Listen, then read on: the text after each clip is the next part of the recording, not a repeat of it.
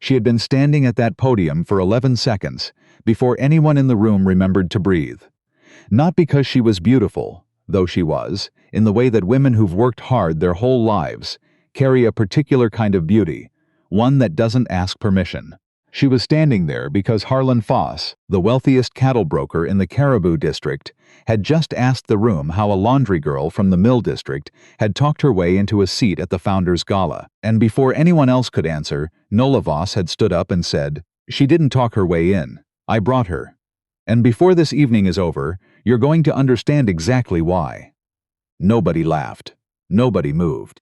Because the woman they'd planned to humiliate had just become the most dangerous person in the building, and not a single soul at those tables had seen it coming. Nola Voss had one rule she'd followed since she was 19 years old, and watching her father sign over the deed to their homestead with a hand that shook and eyes that didn't understand why. Don't let them see that you know, because the moment powerful people realize you understand what they've done, they stop being careless, and their carelessness was the only advantage she had. She'd followed that rule for 6 years. Through the winters she spent taking in washing from the Mill families on Sable Creek Road. Through the summers she spent sitting in the back room of the White Horse Public Records office, reading land survey documents by the window because the clerk, Mr. Blythe, was too distracted by his own lunch to notice her. Through the slow, patient accumulation of a truth so complete, so carefully assembled from fragments that no one thought mattered, that it had begun to feel less like evidence, and more like a verdict waiting to be read aloud. Tonight was where it got read. "You know what this invitation is, don't you?" said Cass Drummond, leaning against the fence post outside Nola's rented room above the hardware store on Thursday evening. Cass was the closest thing Nola had to a friend, which mostly meant Cass said the things Nola was already thinking but hadn't said yet. "It's not a gala invitation, it's a test." Nola didn't look up from the survey map she was copying.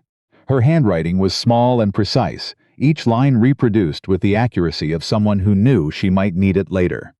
"It's an opportunity," Nola said. "Those are different things, only sometimes." Cass dropped into the chair across from her and pulled the embossed card off the table. The Caribou Founders Society cordially requested the presence of Miss Nola Voss as a guest of Miss Beckett Dunmore, prominent rancher and second-largest landowner in the district. Cass set it back down with the careful handling of something she didn't trust. "Beckett Dunmore doesn't do anything without Voss's blessing, and Harlan Voss has been trying to buy your silence for 2 years. So what exactly is Dunmore inviting you to?"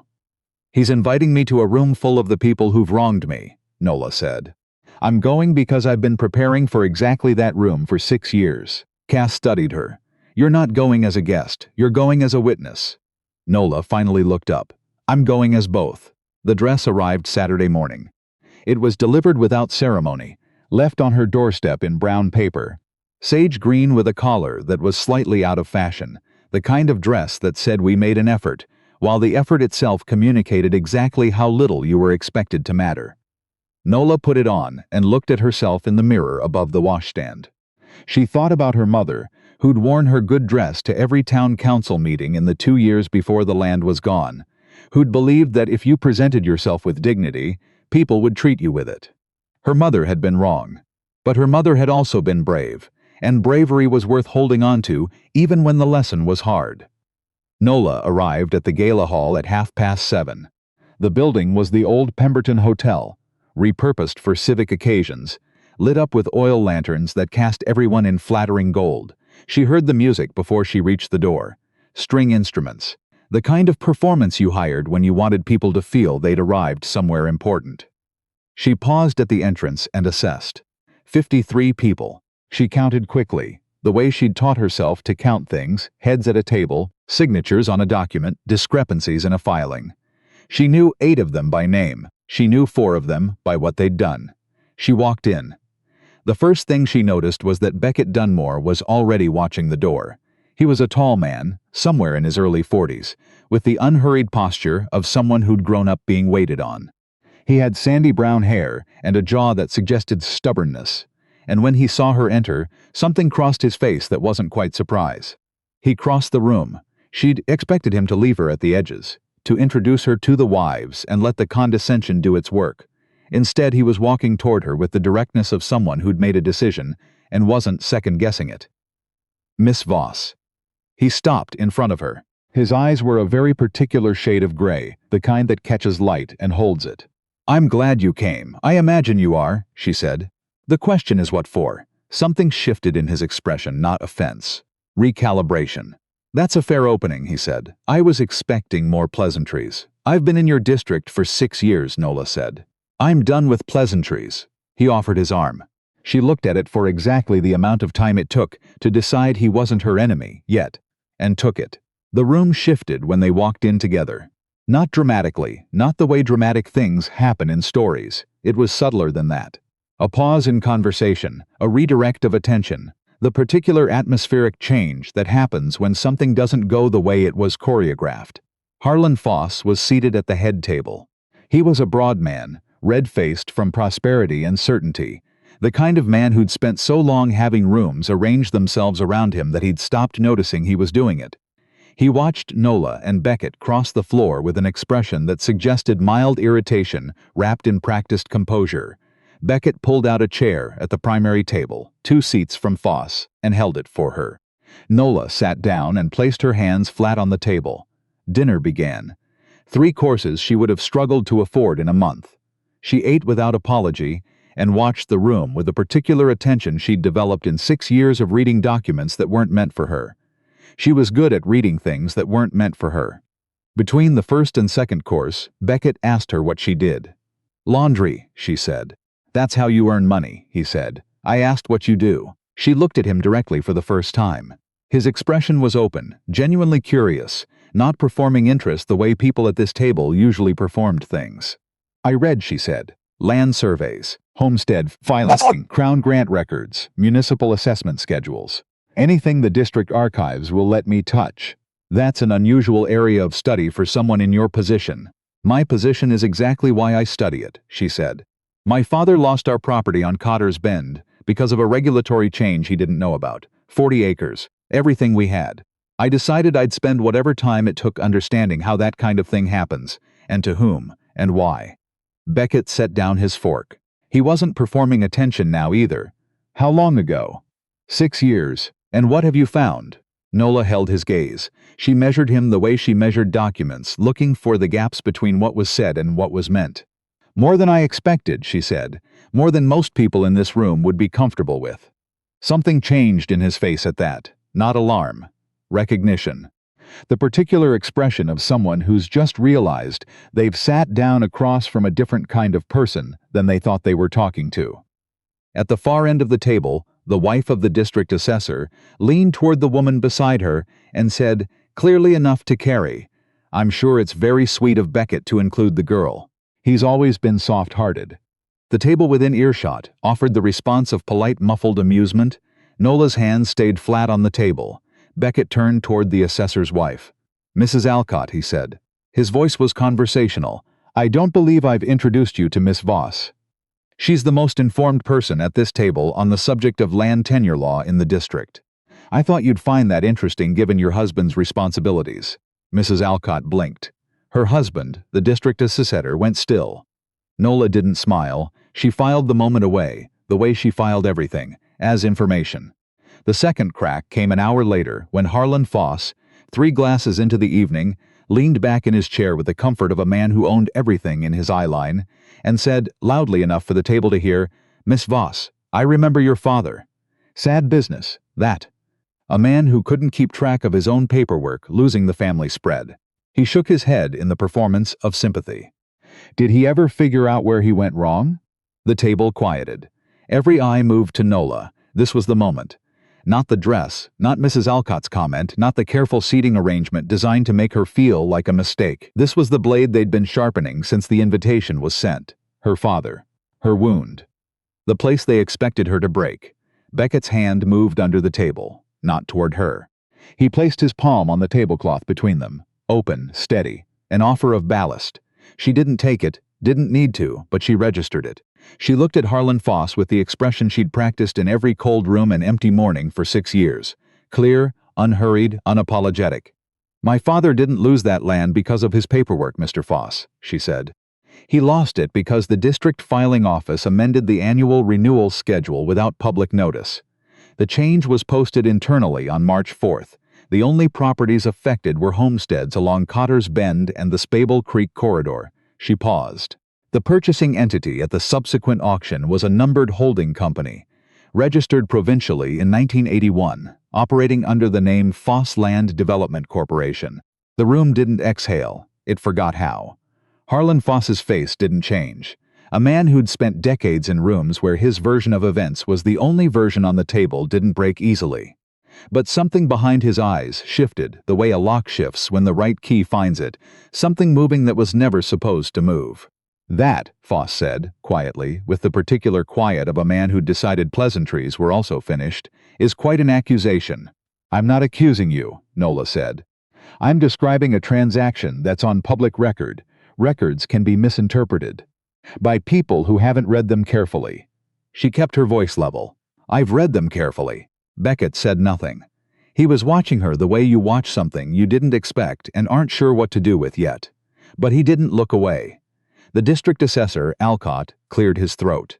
"Perhaps this isn't the appropriate venue for—" "Gerald," said his wife, of all people. Everyone turned. Lenore Alcott was 52 years old, had attended this gala every year for 24 years, and had not, to Nola's knowledge, publicly contradicted anything her husband said in all of that time. "Let the young woman finish," Lenore Alcott said. The silence that followed was the kind that rewrites the atmosphere of a room. Harlan Voss stood up. He buttoned his jacket. It was the gesture of a man reminding the room that he owned the building they were sitting in. "I think," Voss said, "that we've indulged this performance long enough. Miss Voss, I invited you here tonight as a courtesy to Beckett. I'm sorry he's chosen to use that courtesy to stage a grievance." "You didn't invite me," Beckett said. The table turned to him. "I invited her," Beckett said. "Not because you suggested it, not as a courtesy to anyone. I invited her because I've been hearing about your land acquisitions for 3 years, Harlan. I've been sitting at this table and raising a glass and telling myself it wasn't my business, and then I found out what you did to the Voss property." He paused. "And to 11 others like it." Voss's composure didn't shatter. It compressed. The controlled fury of a man who understood that the person he'd miscalculated wasn't the woman in the sage green dress. It was the man he'd believed was his. "Beckett," Voss said carefully, "you don't understand the full picture." "I understand the pattern," Beckett said.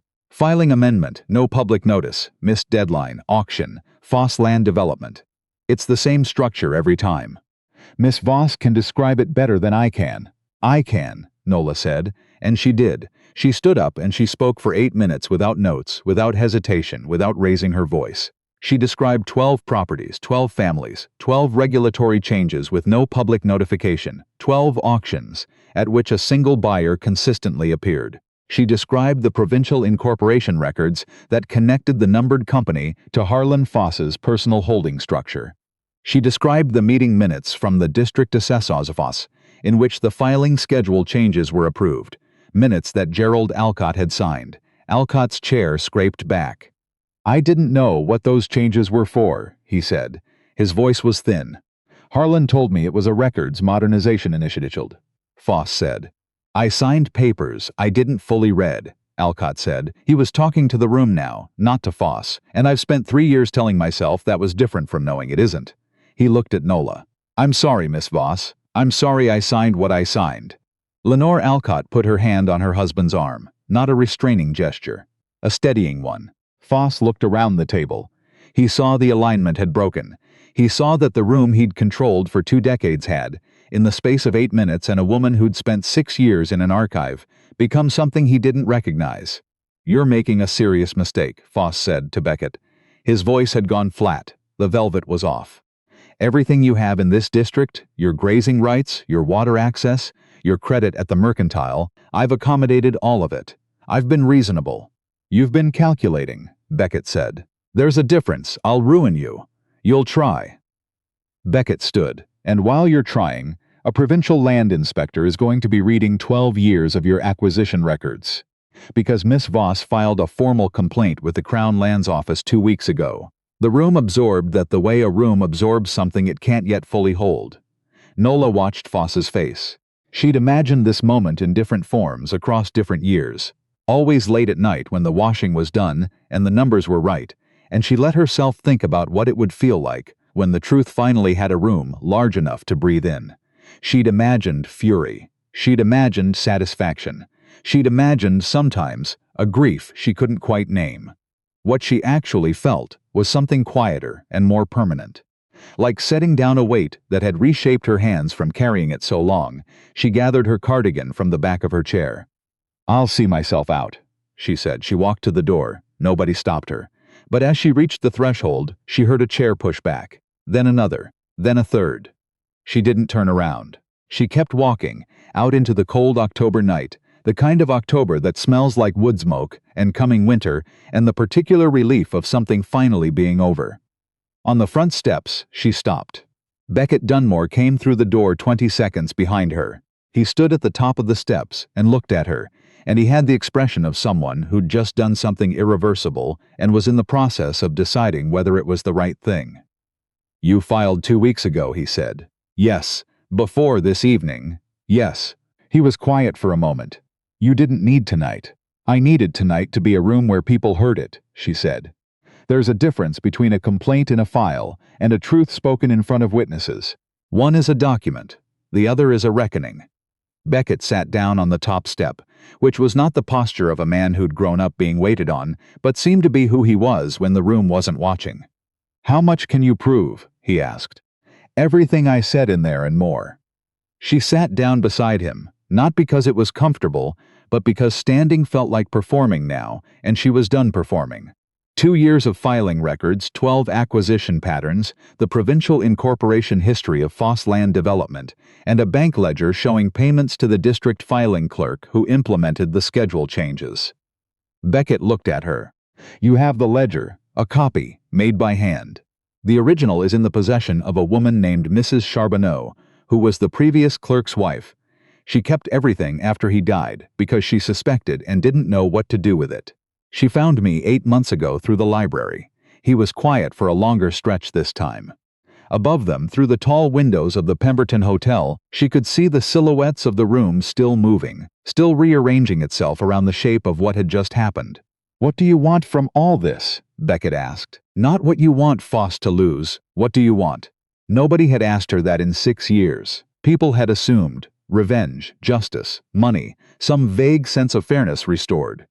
Nobody had sat down beside her in the cold and asked what she personally wanted. "My father's land back," she said. "Every acre that was taken through fraudulent process. For every family on that list, not just mine. That's a provincial court proceeding. I know. I've read the legislation." "Of course you have." He almost smiled. "Almost. What else?" "There's a woman named Della Fry in the Sable Creek corridor. She lost her property in 2019. She's been renting back a third of her own land from a Foss subsidiary at a rate that's taken everything she earns. If the land is returned, that tenancy arrangement dissolves. She gets to go home. You know all 12 families. I've been reading their files for 4 years. I know their names, their children's names, their original filing dates. I know their histories." Nola looked down at her hands, roughened from work, steady from practice. "They're not abstractions to me." Beckett was quiet. "Then tomorrow, come to the ranch. I have contacts in the Provincial Land Commissioner's office. I can make calls that will take this further faster than the standard complaint process. This isn't charity, I know. If you help me, I want it to be because it's right, not because you feel guilty for the years you spent not asking questions." He winced. "Not from offense, from accuracy." "Both can be true," he said. "The guilt and the rightness." Nola considered that. It was a more honest answer than she'd expected. "Tomorrow," she said. 7 in the morning. I'll have coffee on." She walked down the steps and into the dark street. She heard the door of the hotel open behind her and the sound of voices, the ongoing rearrangement of a social order that had just been told it was built wrong. She didn't go back. She didn't need to. She had work to do. She was at the ranch gate at 7:05, which was later than she'd planned because the road was frost-slicked and she'd had to slow Belle, the horse she borrowed from Cass, twice on the downhill stretch. Beckett was already on his porch with 2 mugs and the resigned expression of a man who'd been awake since before she arrived. "I thought 7 meant 7, he said. The frost thought otherwise. She tied Belle to the post and climbed the steps. I'm here now. The kitchen table was wide and scarred from decades of use, and she liked it immediately. She unpacked her satchel across it. 6 years of hand-copied documents, cross-referenced and annotated, organized into a system that made sense to her, even if it made sense to no one else yet. Beckett sat across from her and watched her organize with the expression of someone encountering something they'd been told was impossible. "How much of this is your own handwriting?" he asked. "All of it. The archives don't allow copying services," I asked. She laid the foundation documents across the center of the table. "Here, original homestead filings for Cotter Bend and the Sable Creek Corridor. Possible, 12 family, all filed legally, all properly recorded. And here, the amended filing schedule, implemented without public notice." She placed a second row of papers below the first. "And here the acquisition records for Voss Land Development.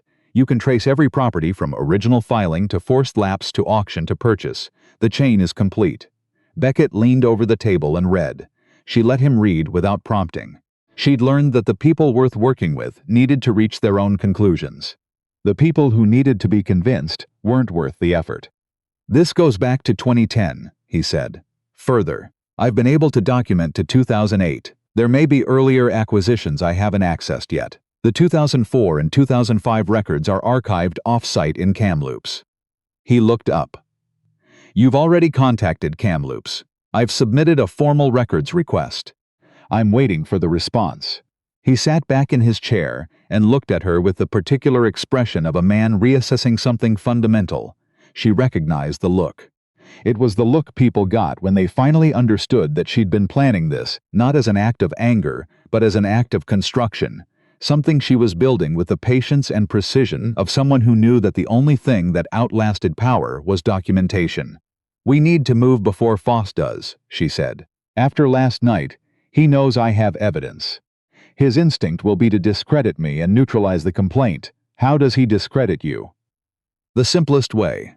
Claim my copies are fabrications. A grieving daughter inventing conspiracy. It's a narrative with its own gravity." She kept her voice flat, matter-of-fact, the way she'd trained herself to discuss her own vulnerability without flinching from it. "To counter that, we need the originals verified by someone whose attestation carries legal weight. Gerald Alcott. Alcott was there when those filing schedules were changed. He may have signed them without understanding their purpose, but he can identify whether the documents I have match what he signed. If he reviews the original records this morning, before Voss's people have time to move anything, and provides a sworn statement, Voss will have people at the district office by now," Beckett said. "Probably. But the district archivist is Mariette Boudreau. She's been in that position for 21 years, and she has what I would describe as a refined personal dislike for anyone who treats public records as a personal filing system." Nola permitted herself a small professional appreciation.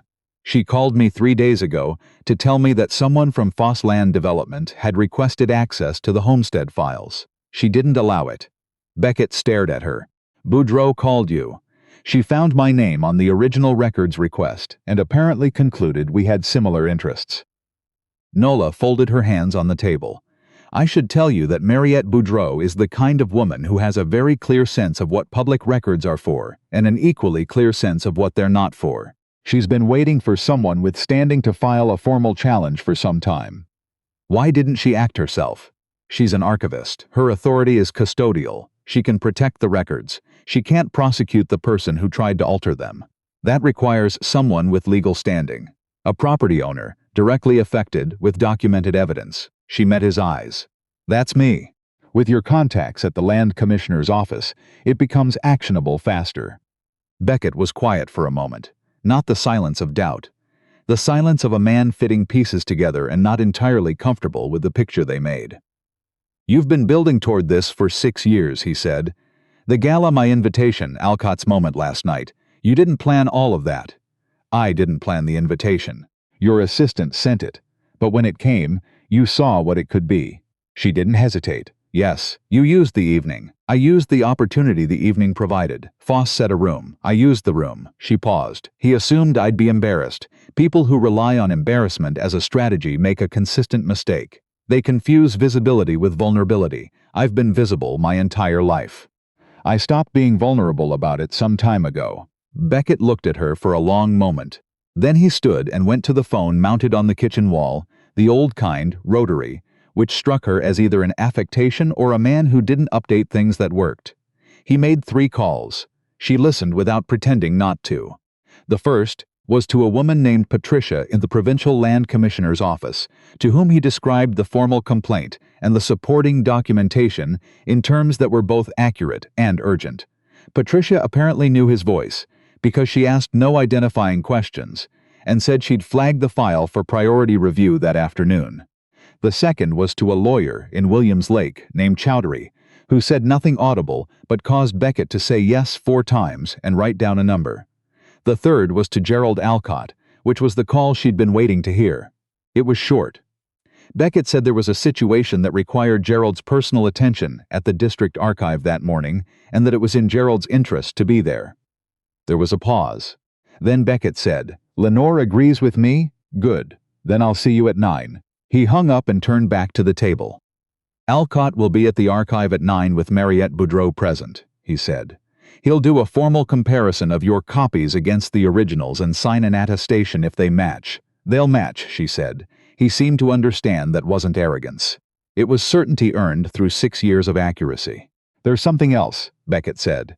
He sat back down. His hands were on the table, and she noticed they were the hands of someone who worked his land personally, not a man who hired people to spare himself the evidence of what ranching required. "Voss came to see me this morning, before you arrived." She went still. "He offered to buy my water access rights," Beckett continued. "Double market value. He framed it as a business opportunity. But the timing wasn't coincidence. He wanted to know where I stood. He wanted to give me a way back." "What did you tell him?" "I told him I wasn't selling." Beckett looked at the documents spread across his grandfather's kitchen table. "And I told him the reason he was offering double was because he knew what was coming and he was trying to move his assets before it arrived." He didn't deny it. Nola absorbed that. Voss was already positioning. Not panicking, a man like Voss didn't panic, but calculating, moving the pieces he could still move. "He'll come after my credibility next," she said. "When the discrediting fails, he'll look for something that can be used to remove me from the complaint process. Vagrancy, trespass, anything that creates a legal complication." She said it the way she'd say it to herself plainly, because plainness was the only way she could hold the reality of her own exposure without being crushed by it. Beckett heard the plainness in it. "You can stay here," he said, "on the ranch. Not as a guest, not as a charity. As someone working on a legal case that happens to require a secure location and a working table." "I'll stay," she said. "But I want to be clear about what that is and isn't. Tell me." "It isn't rescue. I'm not a situation to be managed." She held his gaze. "I'm a person who built something over 6 years and is now in the process of finishing it. If you're offering the table and the space because you believe in what I've built, I'll accept. If it's because you feel responsible for the years you sat at Voss's table and didn't ask questions." "It's both," Beckett said again. "I told you last night, both can be true." She thought about that for the length of time it takes a decision to settle. "Then I'll stay until the provincial review is complete.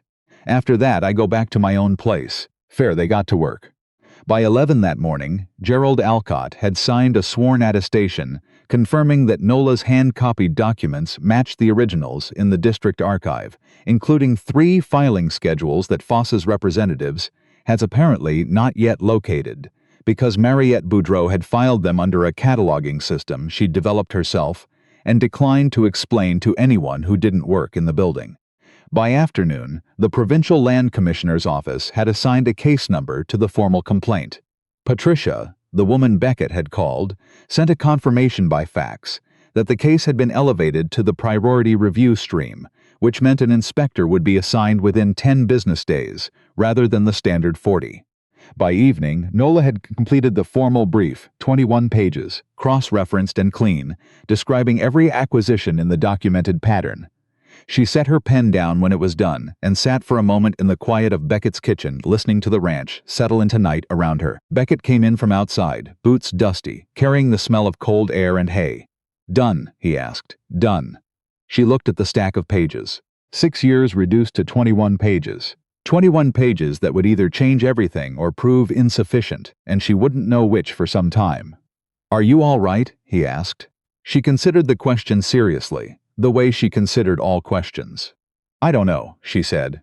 "I've been aimed at this for so long that I'm not entirely certain what I am when I'm not aiming." Beckett took off his jacket and hung it on the peg by the door. He moved around his own kitchen with the ease of a man who knew where everything was, which she found oddly reassuring. "You mentioned you read land survey documents," he said. He was making something on the stove, which turned out to be soup from what appeared to be actual ingredients rather than a tin. "I've read most of the available surveys for the Caribou District." "What do you do with it? I mean, you understand the law, you know the land. What are you planning to do with all of it when this is finished?" Nobody had asked her that either. "There are 12 families on that list," she said. "Della Fry and 11 others. If the properties are returned, most of them won't know how to navigate the reinstatement process. They'll be handed back land that has liens and complications and amendments they don't understand. They'll need someone who can read those documents and explain them." She paused. "I've been thinking about whether there's a formal way to do that. Some kind of service, a land rights advocacy practice. Something that sits between the families and the bureaucracy that keeps eating them." Beckett was quiet for a moment, stirring. "That would require some kind of credentials. I've been looking at the paralegal certification program through Thompson Rivers University. It's offered by correspondence." She said it without apology, without qualification. The way she said things that she'd already decided were going to happen. "I've been eligible for 3 years. I was waiting until this was finished so I could concentrate." He turned and looked at her from across the kitchen. "You're going to do all of it," he said. It wasn't a question, that was always the plan. The provincial inspector arrived 12 days later. Her name was Sylvette Mahar, a compact, efficient woman in her 50s, who had apparently worked in land compliance for long enough that no one's attempt to manage her surprised her anymore. She spent 4 days in the district, reviewed the complete documentation package Nola had assembled, interviewed Gerald Alcott, Mariette Boudreau, and 7 of the 12 affected landowners who were willing to speak, and at the end of the 4th day she sat down at Beckett's kitchen table because that was where the files were and there was nowhere better, and told them what came next. "I've filed an emergency order freezing all property transfers connected to Voss land development pending full provincial review," Maher said. She had the manner of someone who delivered consequential news the same way she delivered ordinary news, evenly, without performance. "The documentation you've assembled is comprehensive. I've been doing this work for 19 years, and I've rarely seen a private individual compile an evidentiary record at this level of accuracy and completeness." Nola said nothing. She'd learned that the moments when other people needed to perform their gratitude were usually the moments she needed to be still. "The district assessor, Mr. Alcott, has been cooperative," Maher continued. "The filing schedule changes were implemented by his office, but the record suggests he was working under a misapprehension of their purpose. That distinction will matter for his situation." She looked directly at Nola. "As to the properties themselves, the fraudulent filing practices and manipulated auction outcomes are clearly documented. I'm recommending that the provincial court initiate reversal proceedings for all 12 properties." The room was quiet. "My father's land," Nola said. Her voice came out steadier than she expected. "The Cotter's Bend property, 40 acres, original filing held in your father's name. If the court rules, as I expect it will, it reverts to his estate." Maher's voice softened, just fractionally. "You're his heir." Nola pressed her hands flat against the table and breathed. She didn't cry. She'd made a decision about crying some years ago, which was that she would do it privately and not because someone was watching, and this was being watched. So she breathed instead, one long breath that carried more weight than a breath should have to carry. Beckett's hand came to rest on the table near hers, not on her hand, near it. The same calibrated restraint she'd seen the night of the gala. The offer left open, the choice left to her.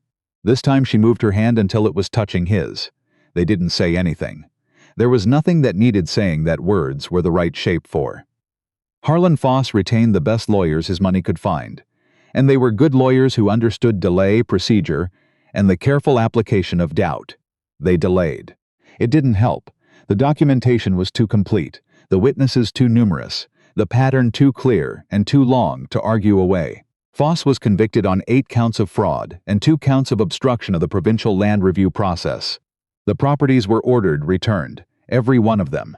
The Cotter's Bend land came back to Nola on a Tuesday in April, which was mud season in the Caribou, which meant the road to her father's property was rutted and slow, and she had to leave the truck at the edge of the field and walk the last quarter-mile in boots that would need cleaning afterward. She didn't mind. Beckett drove her out. Neither of them said much on the way. Some things don't need narration. She walked to the center of the field her father had cleared by hand over 3 summers, where her mother had kept a kitchen garden, and her father had watched the sky for weather. She knelt and pressed her palm into the cold ground. "I'm home, Papa," she said quietly. She stayed like that for a moment. Then she stood up, brushed the mud from her knee, and walked back to where Beckett was waiting by the truck. "Thank you," she said. "You did this. You helped. You would have done it without me. It would have taken longer, but you would have done it." She knew that was true. She also knew that the version of the story where she'd done it without him was lonelier, and she was tired of the lonely version of her own life.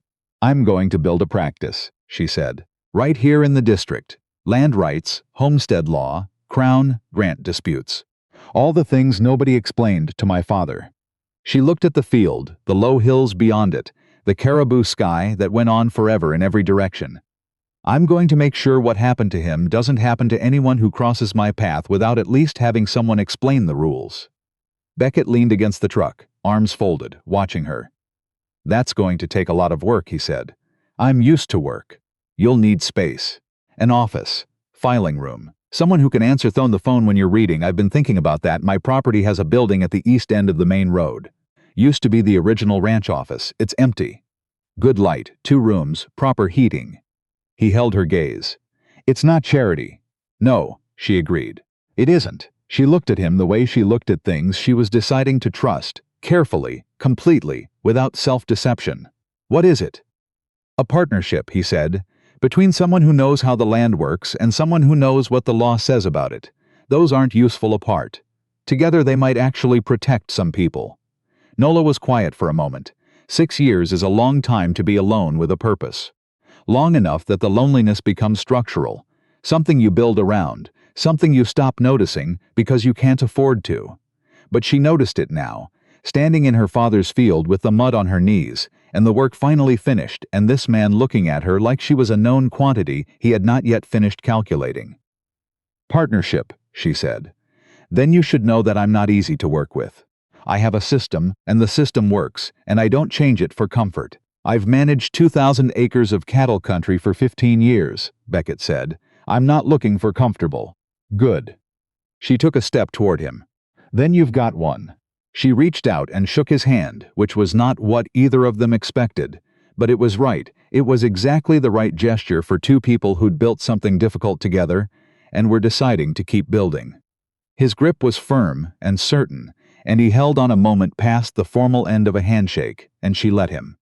Gerald Alcott served 1 year of regulatory supervision and returned to public service in a diminished but honest capacity, which was better than what he'd been before. Mariette Boudreau was appointed to a provincial oversight board for land records management, a position she accepted on the condition that she could still work in her archive on Wednesdays. Della Fry moved back to her land in November, planted a kitchen garden in the spring, and sent Nola a jar of honey the following August, with a note that said only, "From my bees, my land. Thank you."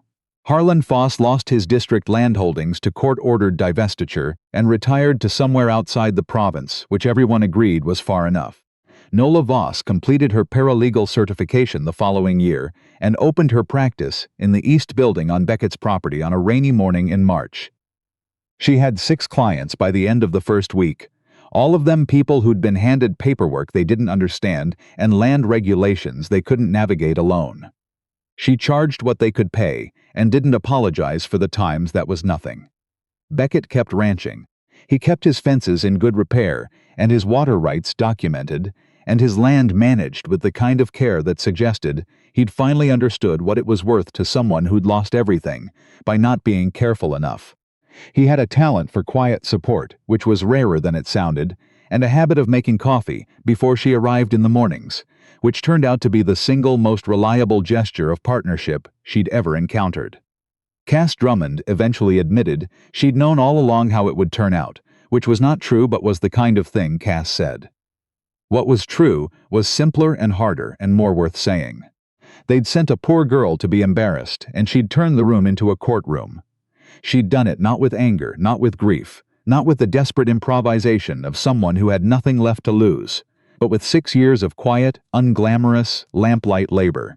With copies made by hand, with documents read by someone nobody expected to read them. With the patient, particular courage of a woman who'd decided that understanding the rules was the most radical thing she could do. Gold can be taken, land can be stolen, power shifts and crumbles and rebuilds itself in new shapes under new names. But the knowledge of what is right and the willingness to say so in rooms that would prefer you silent, that belongs to the person who earns it, and nothing on earth can repossess it.